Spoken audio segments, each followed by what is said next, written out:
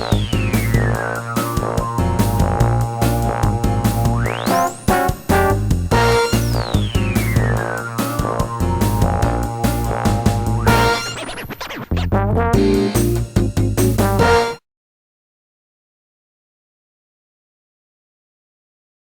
folks, now that we've discussed the rods and the reel and the line for this type of trout fishery, the next thing we're going to go is to our terminal gear.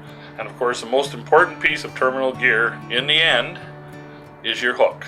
Okay, and with hooks, they're generally for trout fishing, especially when you're fishing urban trout fisheries using bait or worms and stuff like that. There's usually two types of hooks are used.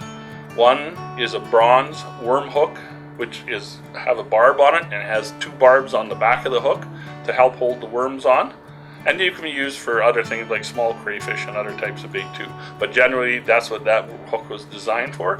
And then they have another hook, it's called the bait hook, which does not have barbs, but is usually a little wider in the shank.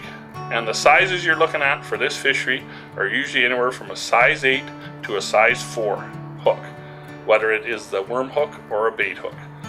Okay, now that we've chosen our hooks, and so the next essential piece of terminal tackle would probably be how we're going to fish, and that would involve probably using your weights. So whether you're float fishing with a bobber or you're going to be fishing on the bottom, you're going to probably have to use a weight one way or the other. So the different types of weights you're going to use, there's basically three kinds that are standard. One is a clinch on weight, the other one is a split shot, and the other one is a sliding worm weight, they call them. And that they're used with various methods of float fishing or fishing on the bottom.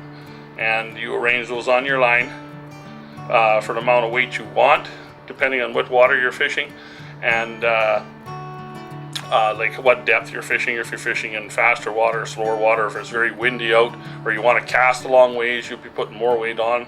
If it's a very soft bottom, you want to use left weight, things like that. There's all kinds of things come into deciding how much weight you'll be using, but it is an essential part of your terminal gear. Another very important piece of terminal tackle is your swivels. Now a swivel is designed, the function of swivels are designed for various reasons. One of them is to prevent line twist when using lures or other types of gear that spins a lot in the water. Number two, if you're using a three-way swivel, it's actually meant most of the time for fishing on the bottom, so you can have your weight to one eye, your main line comes to the other eye, and the third eye you have it going off, and the line will be of course to your lure or your bait or whatever you have on there.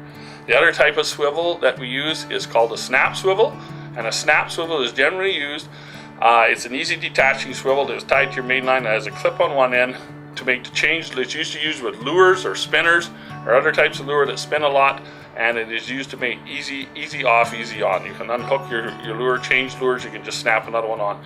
And the idea of swivels on your line, like I say, there's various functions for them, and it is a very, very important part of your terminal tackle. Another part of your terminal gear, and used in different situations, either if you're lake fishing or creek fishing, whatever, it can be used several places, is your float or bobber. Okay, now floats are generally used in places where you want to adjust the height of your bait off the bottom from the surface. Like some areas you might be fishing very close to the surface, you want to keep it there, so you put a float on with a weight, and it gives you enough weight that you can cast it out into the place you're fishing, and you can cover some distance, but it keeps your bait suspended up off the bottom. You might even be throwing out into 20 feet of water and only fishing 4 or 5 feet deep, and that is what a float is designed for.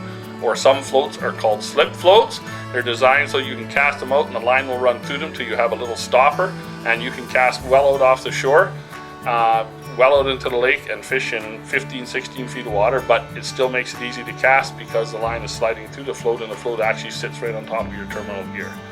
Other reasons for floats are sometimes your fishing area for fish are very sensitive biters and use a very small float, and you'll see the bite much easier than you would if maybe you're fishing on the bottom, or perhaps some of the area you're fishing above weeds and stuff, and you can't fish on the bottom because of what the bottom is made out of, and your bait would be buried into snags and weeds and stuff, and this way you can use a float to keep your bait suspended off the bottom. The size of the float you use will probably depend a lot on how far you're casting out, how much weight you need, what kind of rig you're using underneath it, how much bait or how big of a lure or whatever you're using on your float. For more information, folks, on freshwater fishing in BC, please just go to www.gofishbc.com.